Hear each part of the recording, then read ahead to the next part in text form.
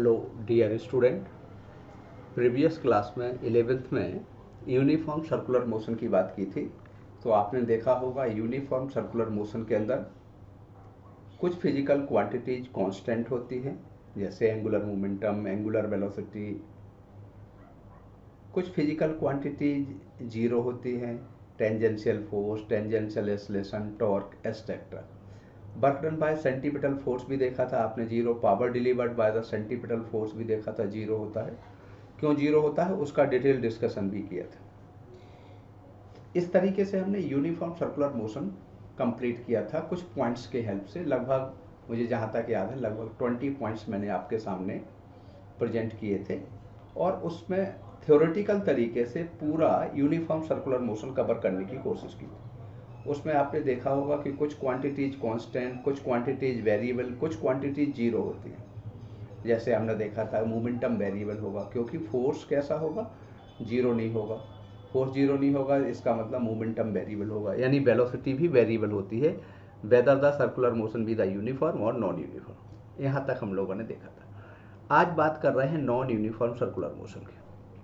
ठीक है, एक और बात बताना थी कि जब हमारा यूनिफॉर्म और नॉन यूनिफॉर्म सर्कुलर मोशन की बात करें हुई थी कि यूनिफॉर्म सर्कुलर मोशन में हमने कुछ आपको ये बताया था कि पार्टिकल सर्कुलर पाथ पर यूनिफॉर्म स्पीड से मूव करता है। यूनिफॉर्म वेलोसिटी नहीं बताया था, क्योंकि हर पॉइंट पे डायरेक्शन बदलती है। टेंजेंशियल फोर्स जीरो बताया था। ये सारी चीज़ें हम लोगों ने लगभग 20 पॉइंट आपके सामने लिखे थे, जैसा कि मुझे याद आ रहा। आज की क्लास में करूँगा नॉन यूनिफॉर्म सर्कुलर मोशन। ठीक है, क्लास का आज का टॉपिक रहेगा नॉन यूनिफॉर्म सर्कुलर मोशन, और इसी को आगे बढ़ाएंगे। Non uniform circular motion. Non uniform circular motion में पार्टिकल सर्कुलर पाथ पर वेरिएबल स्पीड से मूव करेगा। ध्यान रखना, स्पीड वेरिएबल होगी, वेलोसिटी तो वेरिएबल होगी ही। क्या वेरिएबल होगा? स्पीड वेरिएबल होगी। Particle moving on a circular path with the variable speed. इसमें क्या होता है? In this motion particle moving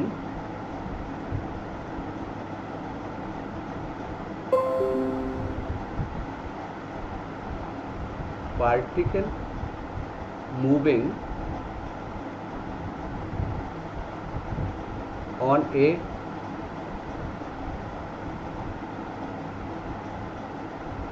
circular path with variable speed. Particle moving circular path with variable speed is called uniform circular motion. Speed variable होने का मतलब होगा कि यहाँ पर वेलोसिटी जो होगा, स्पीड जो होगा, वो टाइम के साथ वेरी करेगा।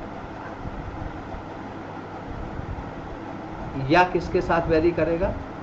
या वेलोसिटी किसके साथ वेरी करेगा? स्पेस के साथ, पोजीशन के साथ वेरी करेगा। यानी वेलोसिटी का मैग्नीट्यूड डिफरेंट पॉइंट पर डिफरेंट होगा।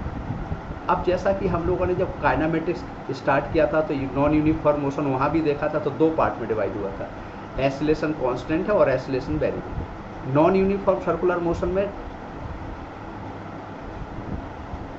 एंगुलर एक्सेलरेशन जीरो नहीं होगा, टेंजेंशियल एक्सेलरेशन जीरो नहीं होगा, टेंजेंशियल फोर्स जीरो नहीं होगा। ये अभी आपने सब कुछ यूनिफॉर्म सर्कुलर मोशन में जीरो देखा था, ये कुछ भी जीरो नहीं होगा। तो नॉन यूनिफॉर्म सर्कुलर मोशन भी दो पार्ट में डिवाइड होगा।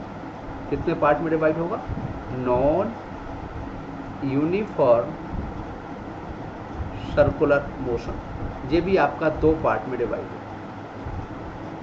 एक तब आपका आएगा जब एक्सेलरेशन कांस्टेंट होगा, एंगुलर एक्सेलरेशन, और एक तब होगा जब एंगुलर एक्सेलरेशन वेरिएबल होगा। एल्फा कांस्टेंट होगा, एल्फा वेरिएबल होगा। यहाँ एल्फा का मतलब एंगुलर एक्सेलरेशन से है। एल्फा मीन्स एंगुलर एक्सेलरेशन, ध्यान रखना। एल्फा कांस्टेंट होगा। यहाँ एल्फा कैसा होगा? वेरिएबल होगा। नेक्स्ट पेज पे जा रहा हूँ। जब एल्फा कांस्टेंट होगा तब क्या होगा?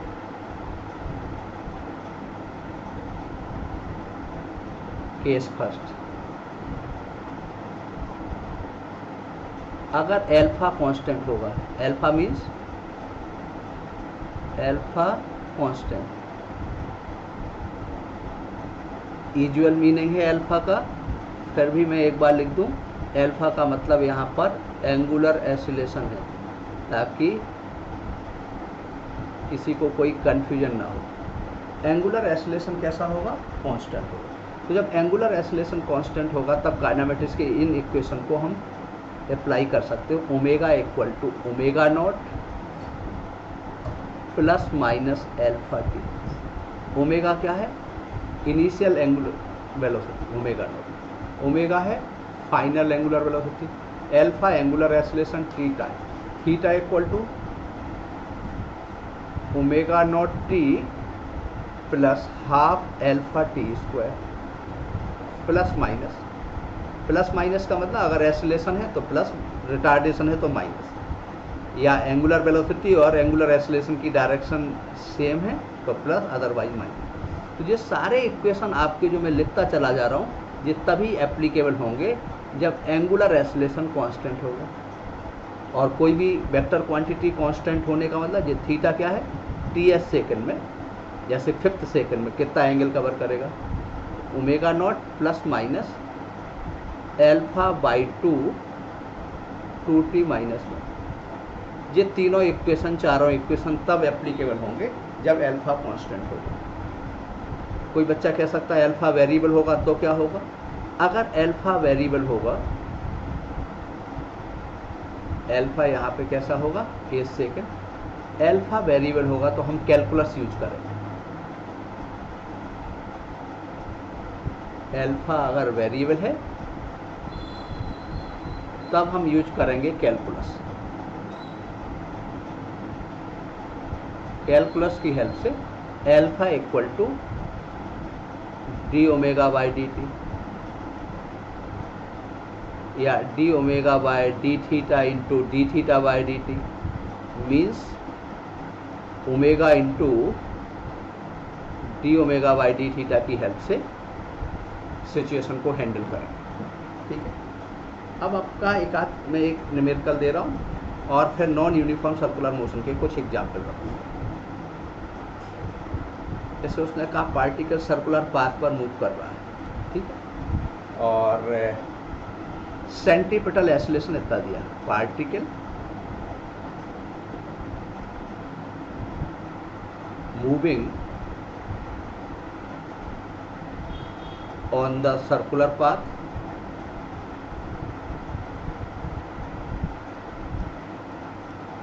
of radius r and centripetal oscillation AC equal to k square r t square। आपको निकालना है net force acting on the particle, net force acting on, net force acting on the particle of mass m, net force acting on the particle of mass m मास के particle पर कितना net force act करेगा। ठीक है, चलिए आप सबसे पहले जब क्वेश्चन सॉल्व करते हैं सर्कुलर का तो पहला स्टेप आप इस बात का जजमेंट करते हैं कि सर्कुलर मोशन यूनिफॉर्म है या नॉन यूनिफॉर्म। पहला स्टेप क्या देखते हैं? सर्कुलर मोशन कैसा है, यूनिफॉर्म है या नॉन यूनिफॉर्म। तो आप देखेंगे यहाँ पे सेंटीपिटल एसिलेशन दिया गया है। सबसे पहले हमने कहा था यूनिफॉर्म नॉन यूनिफॉर्म पता करने का मतलब, अगर देखेंगे velocity, that means velocity, magnitude of velocity means speed, अगर टाइम डिपेंडेंट है या स्पेस डिपेंडेंट है तो नॉन यूनिफॉर्म सर्कुलर मोशन होगा। तो पहले तो सबसे पहले हम यूनिफॉर्म नॉन यूनिफॉर्म की बात कर रहे हैं। ए सी इक्वल टू होता है सेंटीपिटल एसिलेशन, सबको ही जानता है, वी स्क्वायर बाई आर, और ये क्वेश्चन में दिया गया है के स्क्वायर आर टी। के कोई पॉजिटिव कांस्टेंट है, आर रेडियस है, टी टाइम। तो बताओ यहाँ b इक्वल टू कितना आ गया, वेलोसिटी इक्वल टू आ गया k/t। यहाँ पर v टाइम डिपेंडेंट है, v किसका फंक्शन है, v be the function of time, that is circular motion be the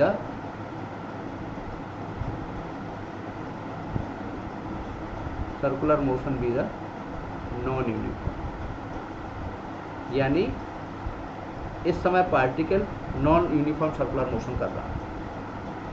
ठीक है, अब नॉन यूनिफॉर्म सर्कुलर मोशन है तो दो फोर्स काम करेंगे, टेंजेंशियल फोर्स भी काम करेगा और सेंटीपिटल। तो नेट फोर्स की बात करें तो सेंटीपिटल फोर्स तो कैलकुलेट करने में कोई दिक्कत नहीं, मास इंटू सेंटीपिटल एक्सेलरेशन। तो मास m है और सेंटीपिटल एक्सेलरेशन कितना है, k² r/t², k² r/t है ना। एक मिनट, हमें थोड़ा सा फिर से पीछे वाले पेज पे जाना चाहिए। k² r/t² था, यहाँ t² था, तभी तो k/r/t आया था, k² r/t²। अब हमें निकालना tangential force, mass into tangential acceleration. Mass, अगर यहाँ हम टेंजेंशियल एक्सेलरेशन निकालते तो dv/dt करते, rate of change of speed, तो kr आ जाता है। तो क्या आ जाता है, m/kr। अब नेट फोर्स निकालना है तो नेट फोर्स निकालने का तरीका क्या होगा, F net Fc² plus Ft का स्क्वायर। वैल्यू रख दोगे तो आंसर आ जाएगा, वैल्यू मैं नहीं रख रहा हूँ। इसी क्वेश्चन का सेकंड पार्ट कर रहा हूँ, इसी क्वेश्चन का second part, power delivered by net force. Second part, power delivered by net force. Net force के द्वारा कितना पावर डिलीवर होगा, तो पावर इक्वल टू कितना होगा, सेंटीपिटल फोर्स टेंजेंशियल फोर्स, इसको वेक्टोरियली ऐड कर दिया और वेलोसिटी के साथ इसका डॉट प्रोडक्ट कर दिया। क्या आ गया होता, टेंजेंशियल फोर्स इंटू वेलोसिटी का डॉट प्रोडक्ट आएगा और सेंटीपिटल फोर्स और वेलोसिटी का डॉट प्रोडक्ट आएगा। ये टर्म जीरो होगा क्योंकि टेंजेंशियल फोर्स के द्वारा पावर जीरो होता, तो पहला टर्म जीरो आ गया। टेंजेंशियल फोर्स कितना है, m/kr और वेलोसिटी है k/r/t, और दोनों की डायरेक्शन सेम होती है। जो टेंजेंशियल फोर्स की डायरेक्शन होगी वही वेलोसिटी की डायरेक्शन होगी, दोनों की डायरेक्शन सेम है, इसका मतलब इनके बीच का एंगल जीरो होगा, तो cos जीरो बना जाएगा, m/k² r²t। कभी ऐसा पूछा गया किसी कंपटीशन में कि पावर का टाइम के साथ क्या ग्राफ बनेगा इस पर्टिकुलर क्वेश्चन में, तो आपको कंफर्म दिख गया कि पावर का टाइम के साथ जो ग्राफ आएगा वो लीनियर कर्व आ रहा है, दिख रहा साफ साफ। पावर का टाइम के साथ अगर मैं ग्राफ प्लॉट करूं तो पावर का टाइम के साथ ग्राफ क्या आएगा, किस ईयर में आया, कहाँ आया, मुझे इतना कुछ भी याद नहीं आ रहा, पर पावर का टाइम के साथ ग्राफ ऐसा। Is it clear? जी। दूसरा क्वेश्चन देखते हैं, second example.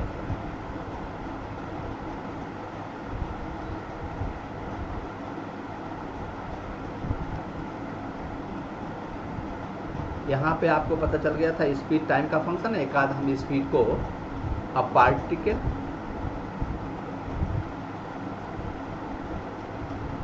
Moving on a circular path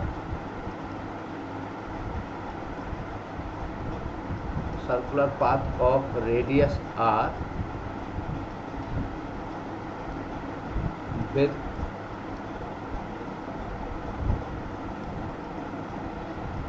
kinetic energy k equal to as square, where a constant। Net force acting on the particle, net force find out. अब net force निकालना है तो सबसे पहले फिर यही बात पता करना है कि सर्कुलर मोशन यूनिफॉर्म है या नॉन यूनिफॉर्म, ठीक है। तो आपको पता चल गया काइनेटिक एनर्जी का फॉर्मूला होता है half M V square, half M V square equal to है ए एस स्क्वायर, तो V equal to 2a by M root करके और इंटू एस आ जाएगा। यहाँ पर b किसका फंक्शन है, s का फंक्शन है, इसका मतलब नॉन यूनिफॉर्म है। इसका मतलब दो फोर्स काम करेंगे, कौन कौन सा फोर्स काम करेगा, टेंजेंशियल फोर्स भी काम करेगा और सेंटीपिटल। सेंटीपिटल फोर्स का फॉर्मूला क्या होगा,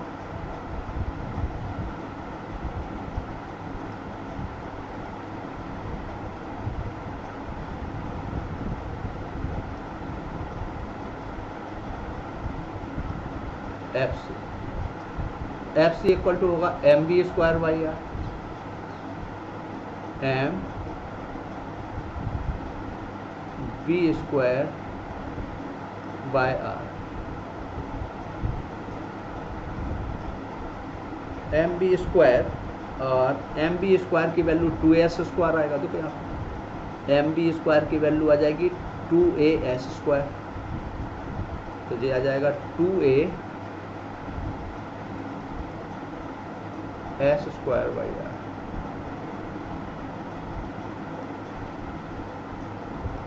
टेंजेंशियल फोर्स कितना आएगा,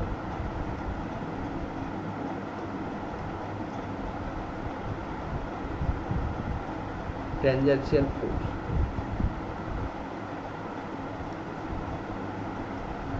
F T equal to M into A T,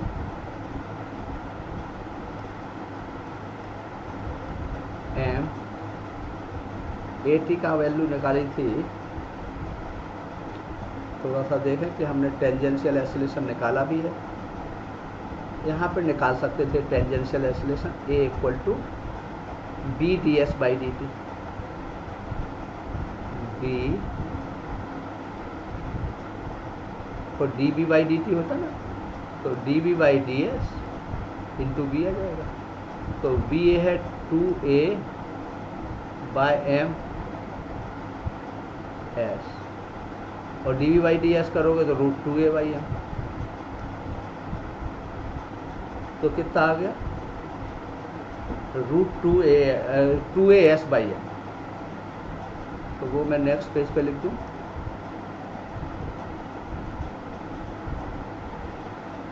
कितना आ जाएगा 2a S by M, 2as आ गया। फिर से एक बार देखना चाहता हूँ कहीं गलत तो नहीं कर दिया, 2a रूट के बाहर आ जाएगा, m आ जाएगा और s तो था ही, तो 2a by M S, M से कट गया 2as आ गया, सही है।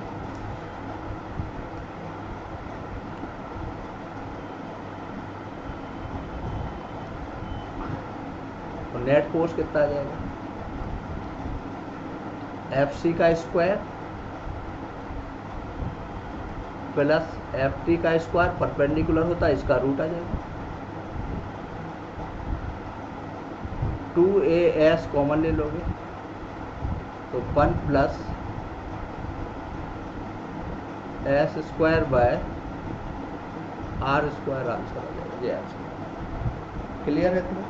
तो ये हो गया work done net force acting. यहाँ भी नॉन यूनिफॉर्म सर्कुलर मोशन कैसे पता चला था, क्योंकि यहाँ भी पता चल गया था स्पीड एस डिपेंडेंट है, पोजीशन डिपेंडेंट है, स्पेस डिपेंडेंट, पहले वाले क्वेश्चन में time dependent. Non uniform circular motion का हम एग्जाम्पल ले रहे हैं motion in vertical circle,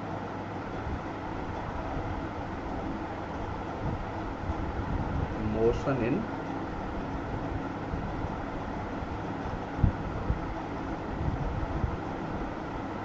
vertical circle. कोई particle circular path vertical circle में मूव कर रहा है, तो जब पार्टिकल सर्कुलर पाथ में मूव करता है वर्टिकल सर्किल में, तब आपका देखना है कि ये यूनिफॉर्म है या नॉन यूनिफॉर्म। देखो मोशन इन वर्टिकल सर्किल की बात करेंगे तो देखो जी आपका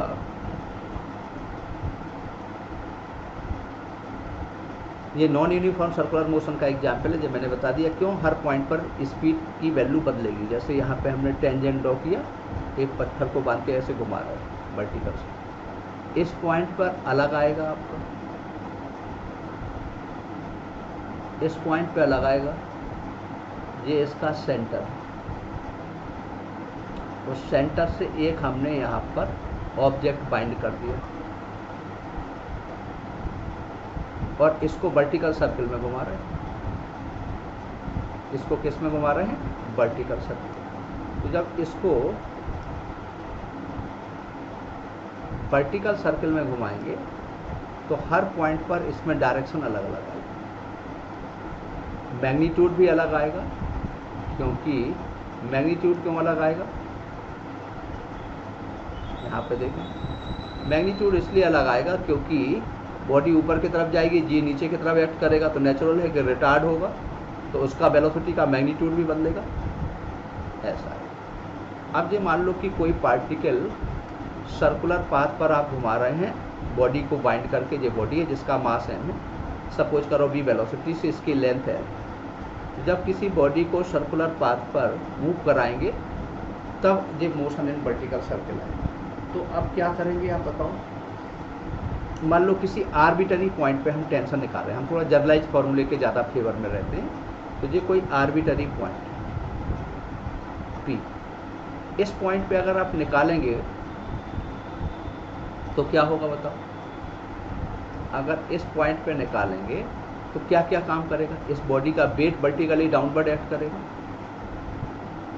इस बॉडी का वेट कैसा होगा, इस पॉइंट पे निकाला तो वेट वर्टिकली डाउनवर्ड एक्ट करेगा, इसमें जैसे इसको यहाँ घुमाया वर्टिकल सर्कल में, तो देखो ये वर्टिकल सर्कल है, और मान लो इस पॉइंट P पर हम निकाल रहे थे, इस पॉइंट पर वेट वर्टिकली डाउन, वेट तो हमेशा वर्टिकली डाउनवर्ड एक्ट करेगा। ये एक पर्टिकुलर पॉइंट मान लो हमने P ले लिया और वेट का एक कंपोनेंट इधर आएगा। अगर इस एंगल को मैं थीटा ले लूँ, ये एंगल थीटा ले लूँ, ये एंगल ले लिया थीटा, तो वेट का एक कंपोनेंट इधर आएगा, कितना आएगा, mg cos थीटा। वेट का एक कंपोनेंट टेंजेंट के लॉन्ग आएगा, इसको लिखोगे mg sin थीटा। अब तो कन्फर्म पता चल गया कि टेंजेंशियल फोर्स जीरो नहीं है, टेंजेंशियल फोर्स यहाँ कितना है, mg sin थीटा। तो टेंजेंशियल फोर्स जीरो नहीं होने का मतलब हो गया कि आपका नॉन यूनिफॉर्म सर्कुलर मोशन का एग्जाम्पल है। अब net force toward the centre निकालोगे, ये टेंशन इधर की तरफ आएगा, net force toward the centre centripetal force होगा। तो ऐसे क्वेश्चन को सॉल्व करने के लिए वर्टिकल सर्कुलर मोशन में दो स्टेप की जरूरत होगी। पहला स्टेप आप निकालेंगे नेट फोर्स टुवर्ड सेंटर, और इसको कर दिया करो सेंट्रीपिटल फोर्स, ये पहला स्टेप। स्टेप सेकंड है किसी तरीके से नेट फोर्स टुवर्ड सेंटर निकालो और उस पॉइंट पे स्पीड निकालने के लिए एनर्जी का जरूरत, find out velocity on that point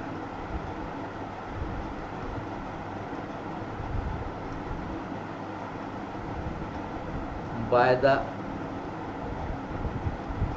help of work energy theorem।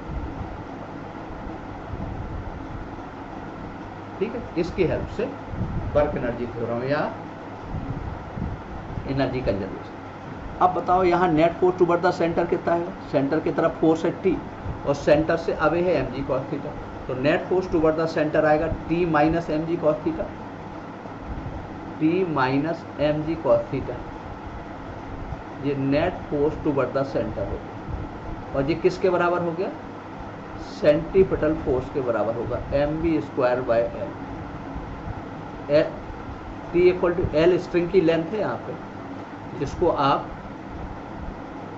Radius of circle भी कह सकते हैं, mg cos थीटा। ये पहला इक्वेशन है, net force toward the centre किसके बराबर हो गया, सेंटीमीटर। अब एनर्जी कंजर्वेशन से निकालेंगे उस पॉइंट पर स्पीड।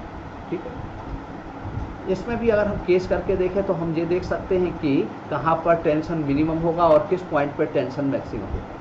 सबसे पहले हम टेंशन निकाल रहे हैं at upper most, tension at upper most point पे, अपर मोस्ट हाईएस्ट पॉइंट पे देख रहे हैं। अपर मोस्ट पॉइंट पे अगर देखेंगे तो थीटा कितना आ जाएगा, थीटा आएगा पाई रेडियन 180 डिग्री। तो टेंशन अपर मोस्ट पॉइंट पे कितना आएगा, टी एच इक्वल टू आएगा एम बी एच का square by L minus M.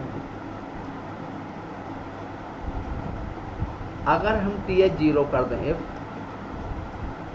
Upper most point पर टेंशन जीरो कर दें, तो इस समय जो अपर मोस्ट पॉइंट पर वेलोसिटी आएगी उसको बोलते हैं क्रिटिकल वेलोसिटी, और उसकी वैल्यू आएगी रूट जी एल। कितनी आएगी critical velocity, root G L. ठीक है, 1 सेकेंड।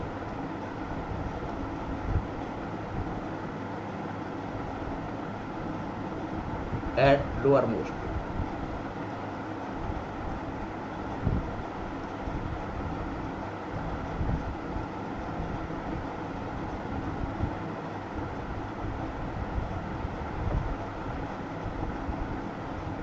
लोअर मोस्ट पॉइंट पे करोगे तो थीटा कितना आएगा, 0।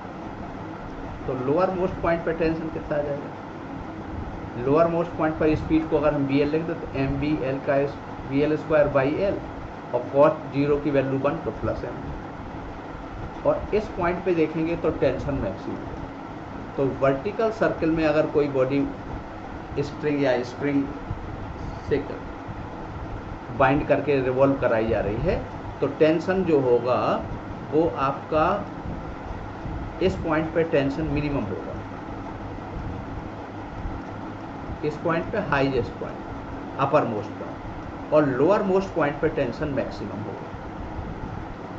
अगर हम क्रिटिकल कंडीशन को देखें तो एनर्जी कंजर्वेशन से देखें तो कितना आएगा, हाफ एम बी एल का स्क्वायर, वर्क एनर्जी थ्योरम लिख रहे हैं। लोअर मोस्ट पॉइंट पर पोटेंशियल एनर्जी जीरो आएगी, अपर मोस्ट पॉइंट पे काइनेटिक एनर्जी आएगी half M V H square, और पोटेंशियल एनर्जी आएगा एम जी एच, एच की वैल्यू 2L। यहाँ से वी एल निकालोगे तो वी एल इक्वल टू क्या आ जाएगा, V L square equal to B H का square plus 4GL,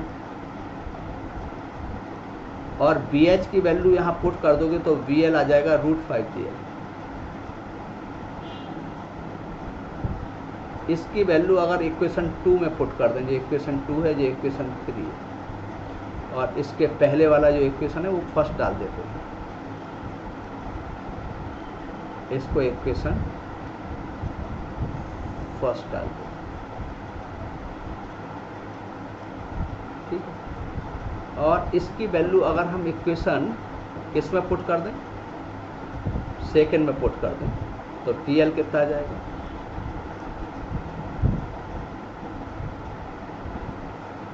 T L equal to आ जाएगा एम बी एल का स्क्वायर बाई एल 5GL है प्लस एम। इस पॉइंट पे जो टेंशन आ गया वो 6 mg आ गया। ये बात लेकिन हमेशा सही नहीं है, इस बात का ध्यान रखना। ये बात तब सही है जब लोअर मोस्ट पॉइंट पे टेंशन 0। मैं फिर से नोट करके लिख रहा हूँ, नोट करके रेड कलर से लिखे दे रहा हूँ कि ये सारी बातें तब सही है जब टी एच 0 होगा। टी एच कितना होगा, 0M, तभी बी एच की वैल्यू होगी √GL, जिसको क्रिटिकल कंडीशन कहते हैं, और तभी BL √5GL होगा। हमेशा BL को स्टूडेंट √5GL लिखते हैं वर्टिकल सर्किल में, वो सही नहीं है। और इस केस में टेंशन जो होगा TL वो होगा 6 mg, 0 mg आपका होगा, तब ये सारे रिजल्ट सही। यानी ये क्या है, to just complete the circle की कंडीशन है। ये क्या है, to just complete the circle.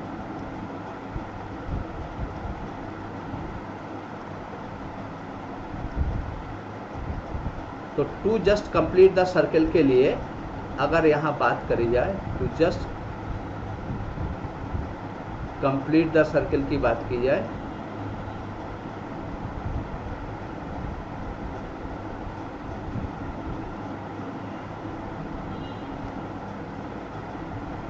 तो क्या हो जाएगा आपका, अगर मैं एक जनरलाइज फॉर्मूला बनाना चाहूँ,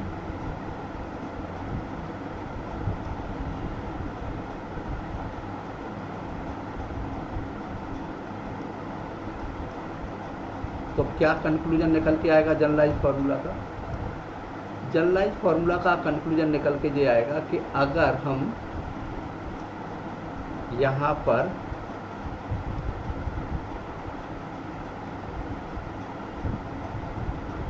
TH इक्वल टू XmG करते हैं, to just complete the circle की बात कर रहे हैं, तो TL equal to X plus 6m दिया जाएगा।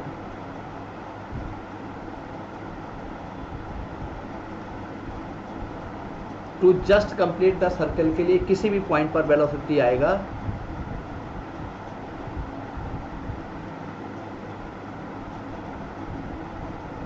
थ्री प्लस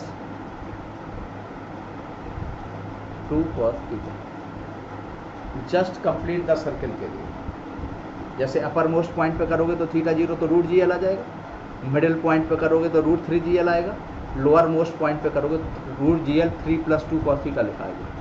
ठीक से दिख रहा है या नहीं? नहीं दिख रहा? इस टर्म को मिटा दे तो फिर से लिखे दे रहा हूँ। किसी भी पॉइंट पर वेलोसिटी का जस्ट फॉर्मूला आ गया,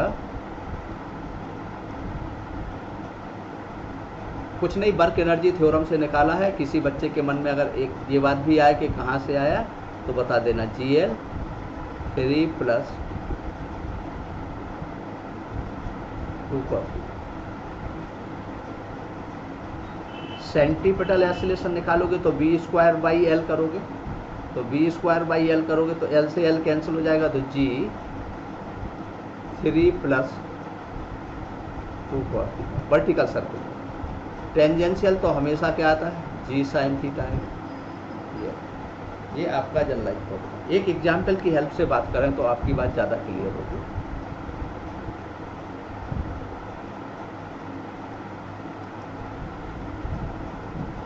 एक बॉडी को हम वर्टिकल सर्कल में घुमा रहे हैं,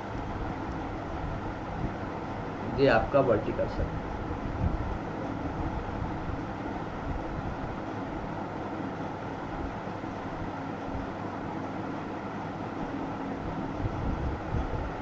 ये आपका कोई सर्कुलर, लोअर मोस्ट पॉइंट अपर मोस्ट पॉइंट पे टेंशन का रेशियो दिया गया है। क्या दिया गया है? टेंशन का रेशियो लोअर मोस्ट पॉइंट और अपर मोस्ट पॉइंट पे टेंशन का रेशियो दिया है। कितना दिया है? TL माने lower most point, TH means अपर मोस्ट पॉइंट,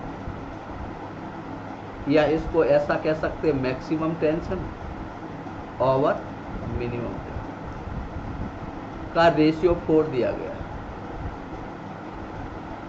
G की वैल्यू 10 मीटर पर सेकंड मान लेना, स्ट्रिंग की लेंथ दी गई 10/3 मीटर, BH फाइंड आउट करना, अपर मोस्ट पॉइंट पर स्पीड फाइंड आउट। क्या फाइंड आउट करना है? अपर मोस्ट पॉइंट पर स्पीड फाइंड आउट करना। क्वेश्चन क्लियर है? एक बॉडी को वर्टिकल सर्कल में घुमाया जा रहा है, मिनिमम और मैक्सिमम टेंशन का रेशियो दिया है, स्ट्रिंग की लेंथ दी गई है, ये आपका कोई बॉडी है और वर्टिकल सर्कल में इसको घुमाया जा रहा है, लोअर मोस्ट पॉइंट पर और अपर मोस्ट पॉइंट पर टेंशन का रेशियो दिया, इस पॉइंट पर स्पीड फाइंड आउट करना। अब देखो पूरे प्रिंसिपल के साथ में सॉल्व कर रहा हूँ इस क्वेश्चन, ठीक है, कंप्लीट प्रिंसिपल यहाँ पे अप्लाई कर रहा हूँ। तो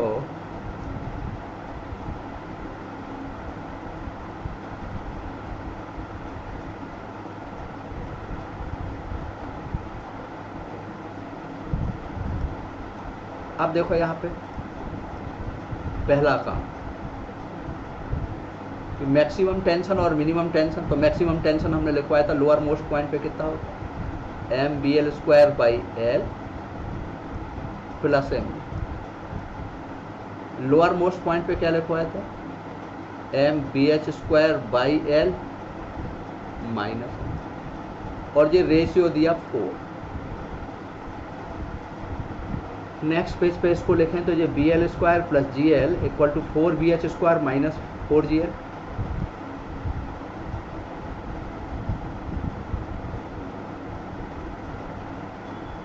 B L square plus G L 4 B H का square minus 4 G L.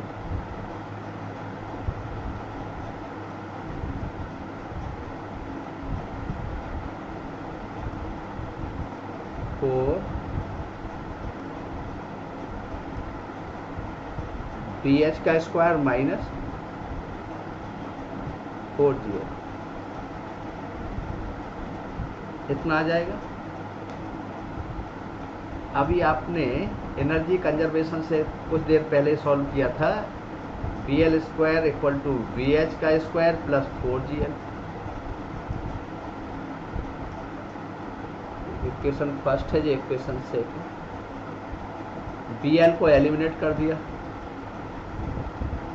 Using equation first and equation second. B L कितना देखेंगे, बी एल की जगह रखोगे बी एच का स्क्वायर प्लस 4 जी एल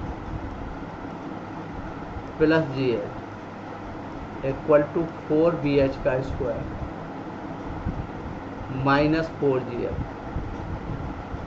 कितना आ गया होता,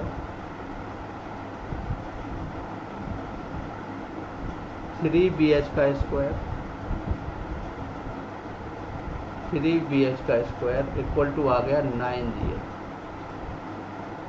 तो वी एच इक्वल टू कितना आ गया,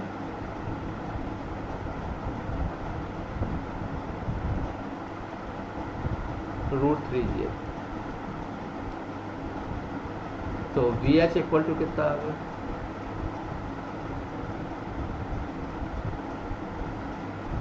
√3 G L.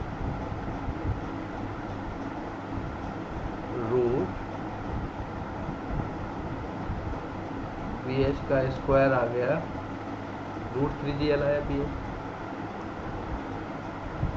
B H equal to आ गया √3 G L.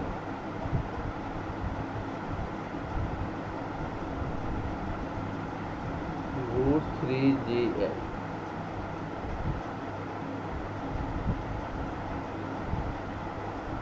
Three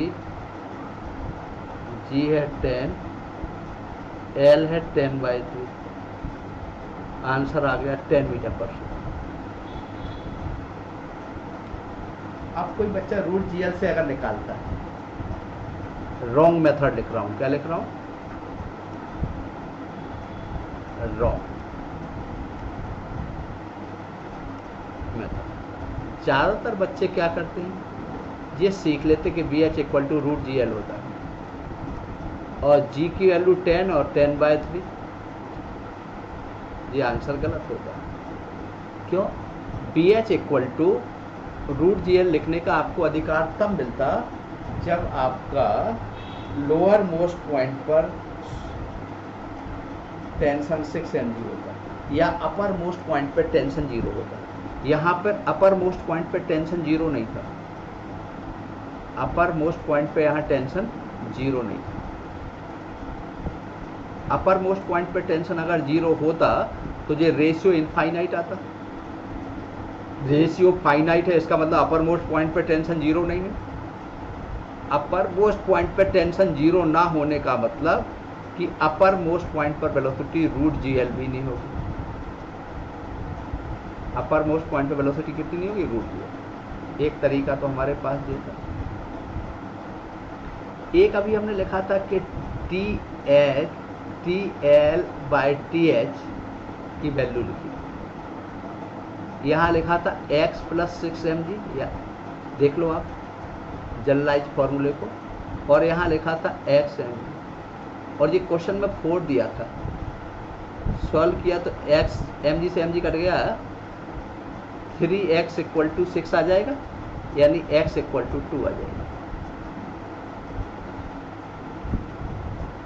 x equal to 2 आ जाएगा तो th इक्वल टू कितना है, th है xmg, x की वैल्यू 2 आ गई, ये 2mg आ गई। th का फॉर्मूला आपको बताया गया था कितना, mbh का square by l minus mg। th है 2mg, 2mg equal to mbh का square by l minus mg। तो bh इक्वल टू कितना हो जाएगा बताओ, √3gl। ठीक, और ज्यादा जनरलाइज फॉर्मूला चाहिए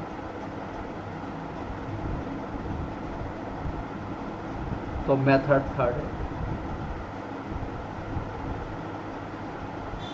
PL बाय TH की वैल्यू अगर P है सो BH इक्वल टू होता है P plus 5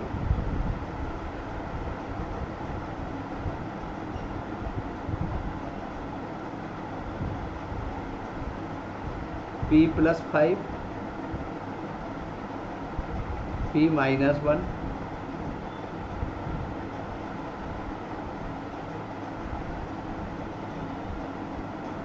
GL। So BH equal to कितना आ जाएगा, P की वैल्यू अगर 4 दी गई थी गिवन प्रॉब्लम में तो 9GL बाय 3 √3GL आ जाएगा आंसर। तो ये एक तरीका हो। मुझे लगता है मेरी बात आप लोगों तक पहुंची होगी, ठीक है ना।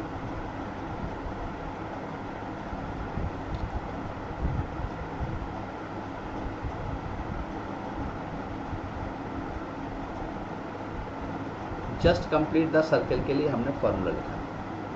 अब हमें कुछ कंडीशन लिखना है कि to complete the circle, oscillation की कंडीशन, तो 3 हमें कंडीशन लिखना है।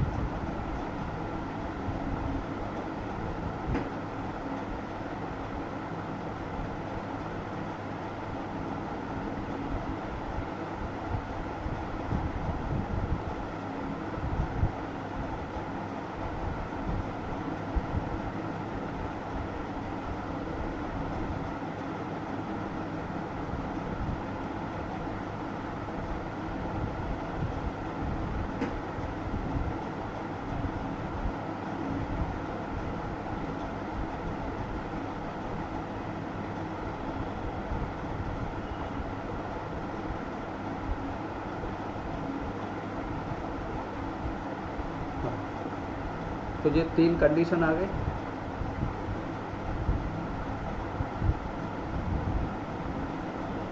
अब देखेंगे अगर यहाँ पे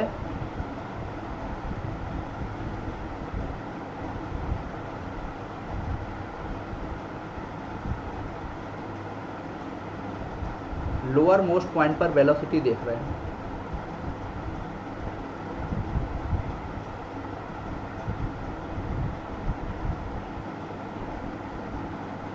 अगर लोअर मोस्ट पॉइंट पर वेलोसिटी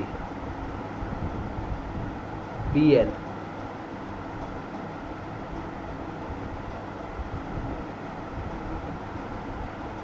जीरो से ज्यादा है, इससे ज्यादा है, 0 से ज्यादा है और √2GL से कम है, तो ये ऑसिलेशन की कंडीशन है। बॉडी ऑसिलेट करेगी, यहाँ पर क्या होगा, tension not equal to zero, tension zero नहीं होगा यहाँ इस केस में, tension is not equal to zero, और जहाँ से बॉडी वापस लौटेगी वहाँ वेलोसिटी जीरो होगा। अगर VL की वैल्यू, यहाँ पर VL की वैल्यू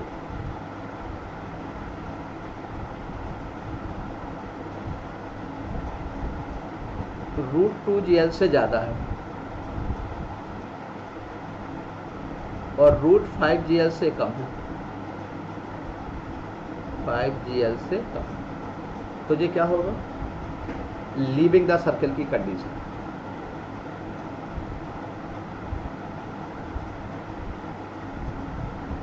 लीविंग द सर्कल की कंडीशन का मतलब tension is equal to zero, velocity not equal to zero. और अगर बी की वैल्यू VL की लोअर मोस्ट पॉइंट पे √5GL के इक्वल है या 5GL से ग्रेटर है, तो ये होगी condition to complete the circle, complete circle. Conditions लिख रहा था मैं, कुछ सिचुएशंस लिख रहा था, ठीक है। आप जैसे एक एग्जाम्पल दे रहे हैं,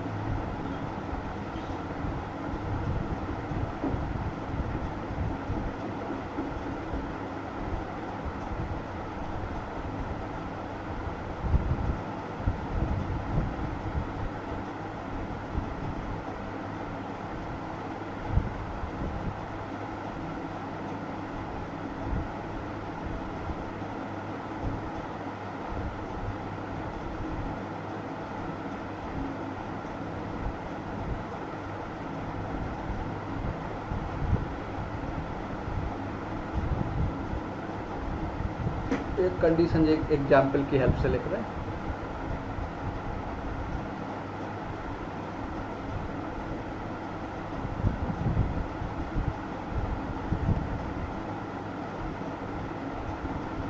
एक बॉडी सर्कुलर पाथ पर मूव कर रही है और लोअर मोस्ट पॉइंट पर वेलोसिटी दी गई, किस पॉइंट पे दी गई, लोअर मोस्ट पॉइंट पर वेलोसिटी दी गई VL equal to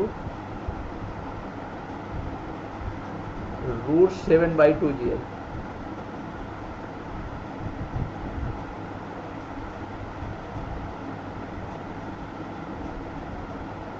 seven by 2GL, ये लोअर मोस्ट पॉइंट पर वेलोसिटी दी गई। तो ये बताओ किसकी कंडीशन है, लीविंग द सर्कल की है, तो आपको निकालना height where body leave the circle.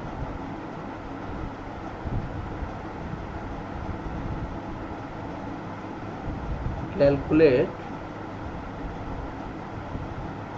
Height where body leave the circle.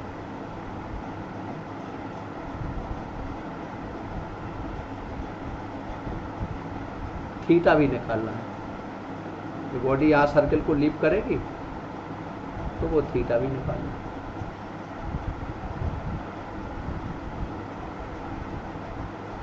आपको ये भी बताया गया था कि जो हाइट की वैल्यू आएगी तो L से ज़्यादा होगी, यानी रेडियस से ज़्यादा होगा और 2L से कम होगा, ये हाइट निकालना।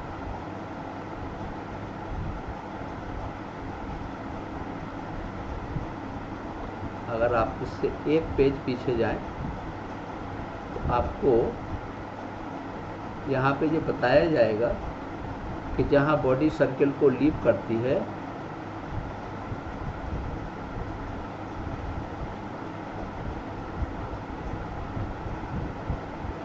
जहाँ बॉडी सर्कल को लीव करती है वहाँ पर थीटा जो आएगा, ये थीटा वो मोर देन 90, यहाँ थीटा आएगा, तो थीटा की वैल्यू 90 से ज़्यादा होगा और 180 से कम, और हाइट की वैल्यू L से ज़्यादा होगा और 2L से कम होगा। ये हाइट है।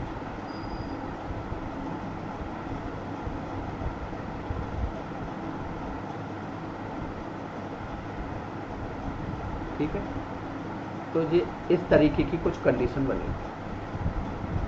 अब बताओ, यहाँ पर हम पूरी ईमानदारी से कर रहे तो इस पॉइंट पे टेंशन निकालेंगे।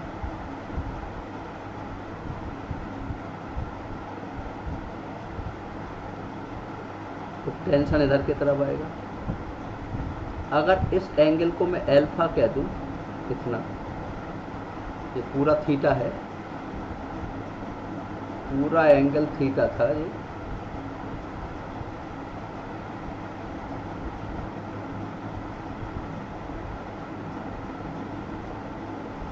ये पूरा एंगल थीटा है, और ये इतना एंगल अल्फा है, इतना एंगल अल्फा है, और इतना पूरा थीटा है, यानी इतना पूरा थीटा लिखना था, 90 लिख दिया, सॉरी, मैं मिटाना नहीं चाहता हूँ और मिटाने की कोशिश में आ रहा है।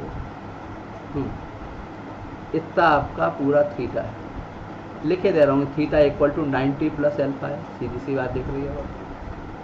ठीक है, इसका mg वर्टिकली डाउनवर्ड एक्ट करेगा। mg कैसा एक्ट करेगा? Vertically downward. mg का एक कंपोनेंट इधर आ जाएगा, mg cos अल्फा, इधर आ जाएगा mg sin अल्फा। ये अल्फा था, ये भी अल्फा हो जाएगा, ये 90 तो ये 90 माइनस अल्फा होगा। तो mg का इस डायरेक्शन में कंपोनेंट आएगा mg cos 90 अल्फा, यानी mg sin अल्फा, ये आ जाएगा mg cos अल्फा। तो net force toward the centre, एक टेंशन भी रहेगा, तो net force toward the centre के लिए आएगा, बिल्कुल प्रिंसिपल के साथ बात कर रहा हूँ, T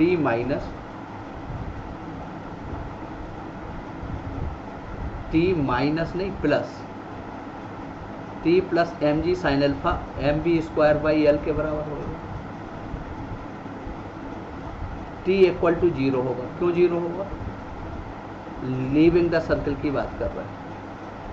लीविंग द सर्कल में अगर स्ट्रिंग या स्प्रिंग से कनेक्ट है तो टेंशन 0 होगा, और अगर बॉडी कांटेक्ट में तो नॉर्मल 0 होगा। तो क्या पता चल गया बताओ? mg sin alpha equal to mb square by L. आप देखना ध्यान से, मैंने स्टेप लिखा था, इस यहाँ पे हम क्या लगाएंगे? वर्क एनर्जी थोड़ा। इस पॉइंट पर जो पोटेंशियल एनर्जी, काइनेटिक एनर्जी होगी, इस पॉइंट पर पोटेंशियल और काइनेटिक के बराबर होगा। ठीक है, सो अगर मैं देखूं तो कितना आ जाएगा? हाफ m 7/2 GL, ये काइनेटिक एनर्जी। पोटेंशियल 0 है, उस पॉइंट पे काइनेटिक आ गया हाफ mb स्क्वायर, और पोटेंशियल आ गया mg L 1 plus sine alpha, L plus L sine alpha आ जाएगा। सो कितना आ गया बताओ? 7/4 mgl equal to half mb square plus mgl plus mgl sine alpha. इसके पीछे वाला इक्वेशन हमें देखना पड़ेगा। इक्वेशन फर्स्ट से mg साइन अल्फा की वैल्यू रख दें, तो mg साइन अल्फा की जगह mgl साइन अल्फा की जगह mb स्क्वायर बाई आर रख सकते हैं।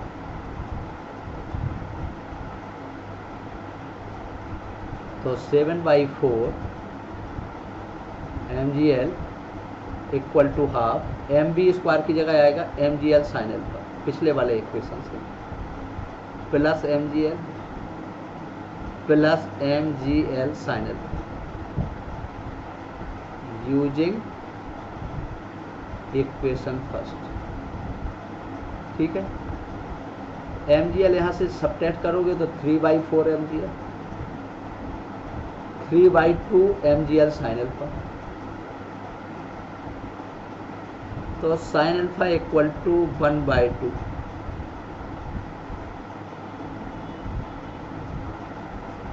साइन अल्फा इक्वल टू 1/2, तो alpha equal to 30 degree.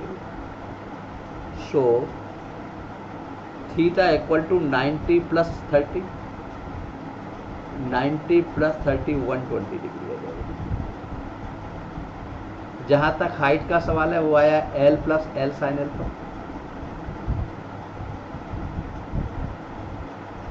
L तो एल है, एल, और साइन अल्फा की वैल्यू 1/2 निकाला, तो हाइट की वैल्यू आ गई, एच की वैल्यू 3l/2। क्लियर हो गया कि ये किस किस के बीच में है। इस तरीके से हमने हाइट निकाली। तो ये मिनिमम और मैक्सिमम टेंशन का एक, ठीक है। इसके लिए हम जो शॉर्ट ट्रिक्स लिखते हैं वो भी यहाँ लिखे दे रहे हैं।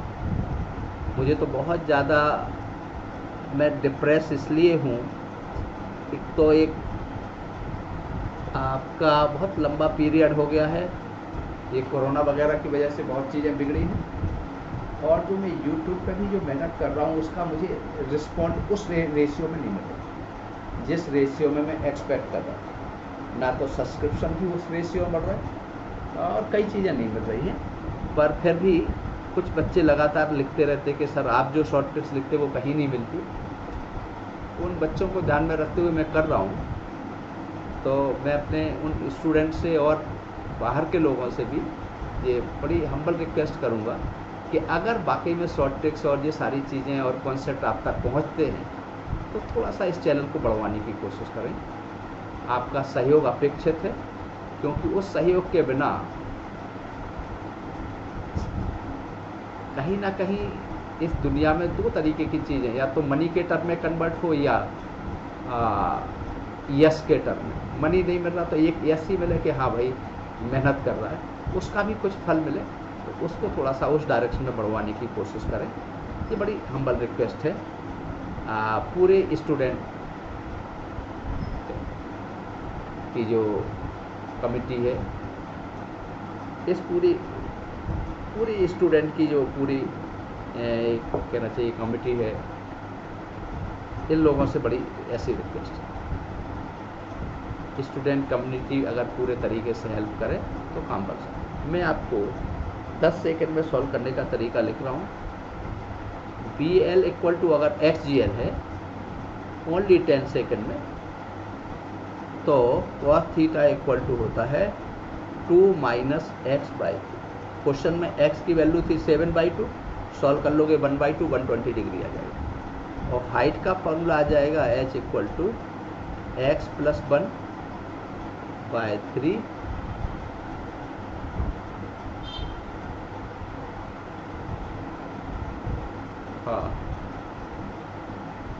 GL।